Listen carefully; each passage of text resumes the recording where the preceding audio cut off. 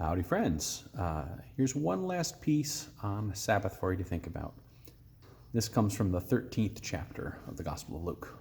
Now he was teaching in one of the synagogues on the Sabbath, and there appeared a woman with a spirit that had crippled her for 18 years. She was bent over and quite unable to stand straight. When Jesus saw her, he called over to her and said, "Woman, you are set free from your ailment." When he laid his hands on her, immediately she stood up and began praising God. But the leader of the synagogue was indignant because Jesus had cured her on the Sabbath, and he kept saying to the crowd, "There are 6 days on which work ought to be done, and on those days he cured, not on the Sabbath day." But the Lord answered him and said, "You hypocrites!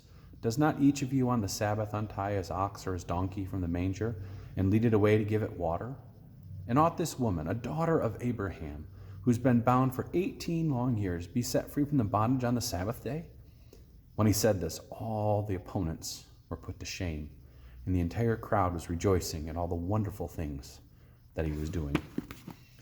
Jesus lays down the law, as it were, quite harshly at the synagogue. He says, the day of Sabbath means nothing if you don't honor God in what you do. It's not Sabbath.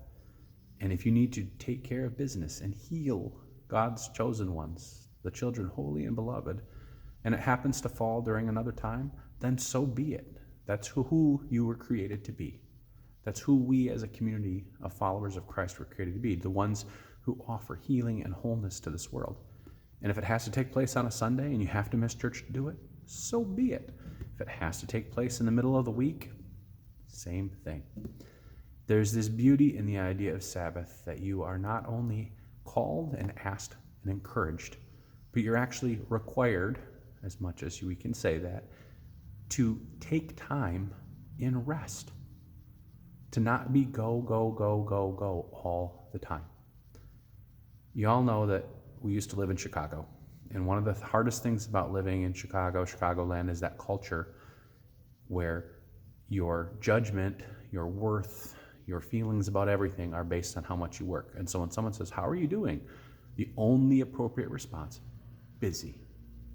One of the things that Lori and I talked about in leaving Chicago with all of our friends and family down there was that kind of life where you were always busy and always doing was A, not healthy, B, no way to raise a family, and C, did not honor who we were created to be.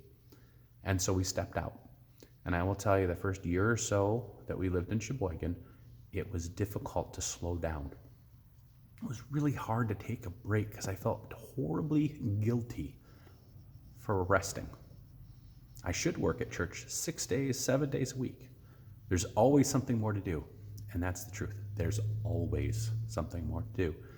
And the beauty both of you as a congregation that has helped me has been, yes, it's not only okay, it's expected that you will take a break.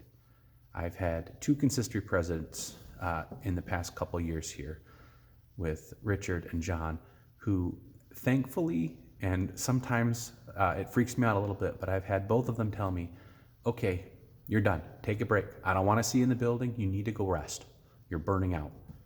And it's such a joy and a gift that this community, through the leaders you elect and whatnot, would actually choose to say that. Because at my old church, sometimes you'd be in 65, 70 hours in building, and they'd say, "Hey, can you do one more thing before you go?" No Sabbath. Here, in this place, in this community, Lori and I, and Hannah as well, have been offered Sabbath because of both your graciousness and your ability to listen to the call of God, to say that all of us need to take a break. Because if we're burnt out and we have no Sabbath, how can we give thanks if we have no energy? Hope you have a fantastic weekend and you find some Sabbath, and we'll talk to you all soon.